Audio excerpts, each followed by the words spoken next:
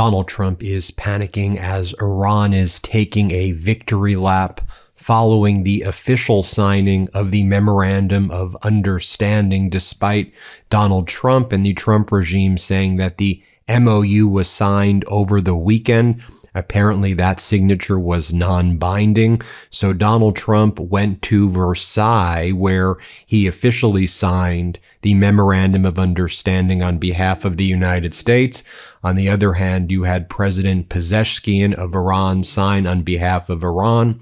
Now Iran's foreign ministry and Iran's lead negotiator, MB Ghalibaf, are celebrating publicly, declaring this as a major victory. MB Ghalibaf, the lead negotiator for Iran, is saying, had we not entered this deal, we were prepared to continue fighting and we believe we would have won, but we've achieved hundreds of times more what we could have won in war in this Memorandum of Understanding. And when you read the terms, as well as how Iran, with advisement from Oman, now controls the Strait of Hormuz, and starting 60 days per paragraph 5 of the MOU into this Memorandum of Understanding coming into effect, which is the effective date today, Iran and Oman will be charging tolls, and that's built into this Memorandum of Understanding. Let me show you the celebration that's taking place in Iran, and let me contrast it, of course, to what's going on in the United States. I mean, you've obviously seen that horrific and disturbing press conference that Donald Trump had at the G7 and on the tarmac in France. We brought you that. But earlier in the day, you had Donald Trump's communication director, Stephen Chung, attacking CNN when CNN posted verbatim the Memorandum of Understanding. Elena Trine posted the MOU, to which Stephen Chung said the following: the supposed text of the MOU that was obtained by CNN does not reflect the language of the actual MOU. And this just goes to show you the Trump regime lies about literally everything. It was verbatim what the MOU said. And when we said what the MOU said, it's verbatim what went down. So moments ago, Donald Trump personally signed a copy of the agreement during his visit to Versailles. I mean, if that's not the symbolism, I don't know what else is. He's in like a golden palace while the American people are suffering, while he signs terms of surrender after losing a war that he and Netanyahu should never have got involved in at all. Then you have Iran's foreign ministry spokesperson sending out the following message. Right now, as I'm speaking with you, the text of the Islamabad Memorandum has probably reached the presidents of Iran and the United States for signature. It has been agreed that the Iran-U.S. memorandum will be signed digitally. Once the memorandum reaches the presidents of both countries for signature, any violation of it will carry a higher cost. Up to this moment, there had been plans for the negotiating teams to attend in Geneva or Brussels, but the signing of the memorandum will be done digitally, and no signing ceremony will be held in Switzerland. That was from Tasnim, Iran's media agency.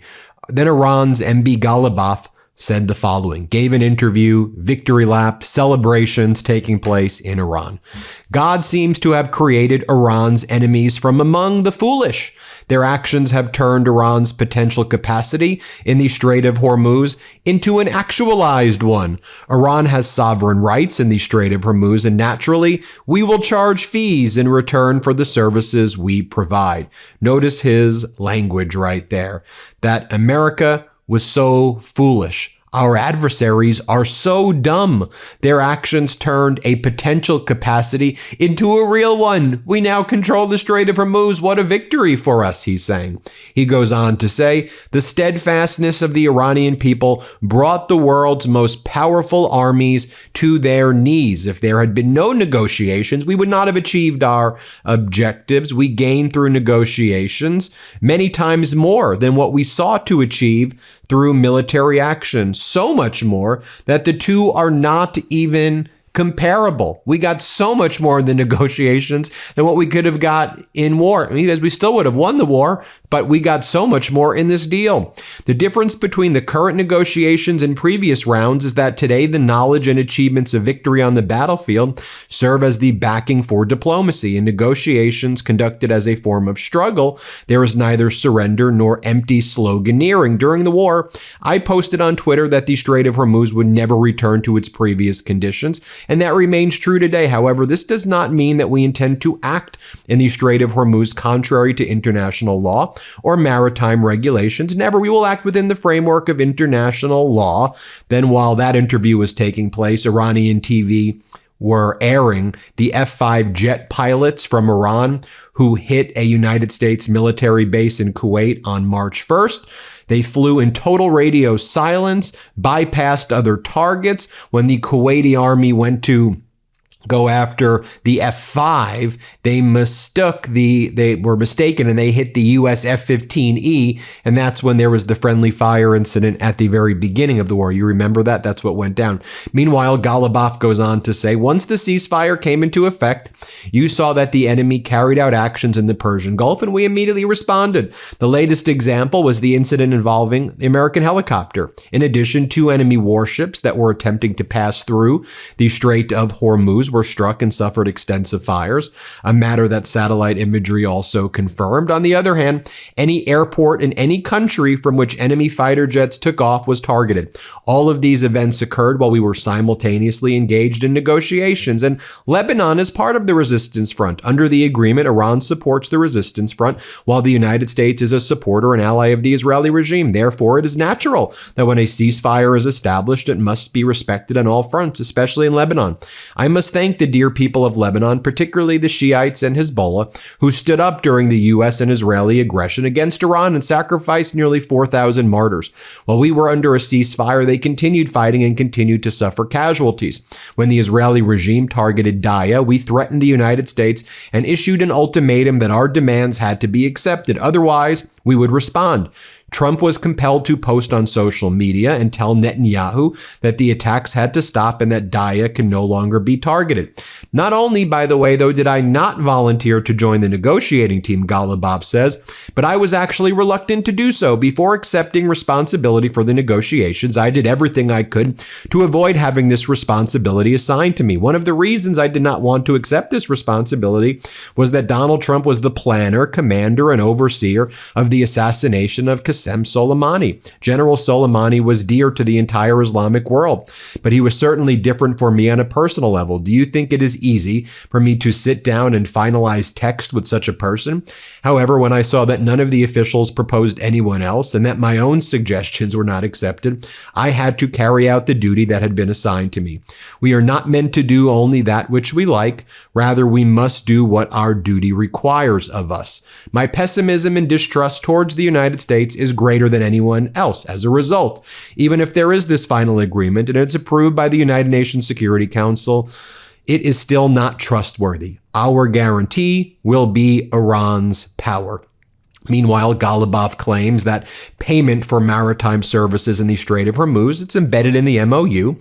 His argument is that the coastal states possess sovereign rights and responsibilities under international law, and that Iran will naturally collect fees for services provided in the strait. If implemented, this would represent one of the most consequential long-term outcomes of the crisis. And he also argued that the same European countries that breached the JCPOA pushed for sanctions and supported listing the IRGC as a terrorist organization, that all of the European countries are now seeking negotiations with Iran over sanctions relief. Second, he claimed that security officials from some of those countries traveled by car to Tehran requesting talks. According to Ghalibaf, Iran's answer was simple. You call us terrorists, so what do you want from the terrorists now? The broader message he projects is that Iran's ultimate guarantee lies in its power, not in international agreements. He's saying all the European countries, their foreign ministers, are lined up to cut deals with Iran. And he's like, all right, we were your terrorists yesterday, and now that we stood up to the United States, you want to do deals with us? Tell me, what should the terrorists do to help you right now? And then, folks, just so you can see for yourself what Article 5 of the MOU says, and that It allows Iran and Oman to shut down the Strait of Hormuz after 60 days and charge fees. Here's what it says. Upon the signing of this MOU, the Islamic Republic of Iran will make arrangements using its best efforts for the safe passage of commercial vessels with no charge for 60 days only from the Persian Gulf to the Sea of Oman and vice versa. For 60 days only. The traffic of commercial vessels will immediately start, and considering the need for removing the technical and military obstacles and demining by the Islamic Republic of Iran will be instated within 30 days. The Islamic Republic of Iran will conduct dialogue with the Sultanate of Oman to define the future administration and maritime services of the Strait of Hormuz in discussion with other Persian Gulf states in line with the applicable international law and the sovereign rights of coastal states of the Strait of Hormuz. So it's just no charge for 60 days, and then they can do charges. I'm just reading you the language, so there's no dispute about what happened. Before the war, there was no charge. After the war, there is now a charge. Iran's foreign ministry spokesperson said the following as well. Our missiles are meant to be fired, not negotiated over. Our missiles don't even like being talked about. Iran's defensive capabilities will not be discussed in any process with any party. Now, I'll leave you with this. We made this video at the MeidasTouch Network showing what Donald Trump said on March 9, 2026, April 1st, 2026, and then June 17, 2026. Before, he was saying, we're so energy independent, we don't need the Strait of Hormuz. But now Donald Trump is saying, had we not entered into this deal in the next 4 weeks, this is what we've been saying on the MeidasTouch Network, this is what we've been warning about, all of the oil reserves would be depleted and we would be in a massive economic Great Depression. And I know for most American people, you're like, wait a minute, I'm in one now because of this regime. Yeah. And that's what Trump failed to see. He got us involved in a catastrophic and unlawful war that we shouldn't have been involved in. And now when you break things, you have to fix it. This is a document of surrender because the United States lost. Donald Trump got involved in a catastrophic and unlawful war. The American people are the one who have to suffer right now as a result of having someone like Donald Trump who is incapable and such a malignant narcissist of doing the most basic things. A real menace. A real menace to the world. One of the perhaps the biggest menaces in the history of humankind. Here's what Trump said. Let's play it. It doesn't really affect us. We have so much oil. We have tremendous oil and gas, much more than we need. We're now totally independent of the Middle East, and yet we are there to help. We don't have to be there. We don't need their oil. We don't need anything they have. I'm going to get bad press. I know that. Now, if I did the opposite, if I went out and continued to bomb them for another 4, just bomb the hell out of them, I'd get bad press on that. No, there's nothing I can do. But what this does is it allows the ships to go. If we keep bombing, those ships won't be going. And you're talking about $500, $600, $700 million a day. It's a lot of money. A lot of money. That's why the world is okay. It's liquid. It's fine. Also, we run out of reserves in about 4 weeks. You know, there are reserves all over the world, and we would really run out. And there'll be a time when you wouldn't be able to get it. And you want to see bedlam? So for all those so-called geniuses that want to show me how smart they are. Well, there you have it, folks. Let me know what you think. Hit subscribe. Let's get to 7 million subscribers. Want to stay plugged in? Become a subscriber to our Substack at MeidasPlus.com. You'll get daily recaps from Ron Filipkowski, ad-free episodes of our podcast, and more exclusive content only available at MeidasPlus.com.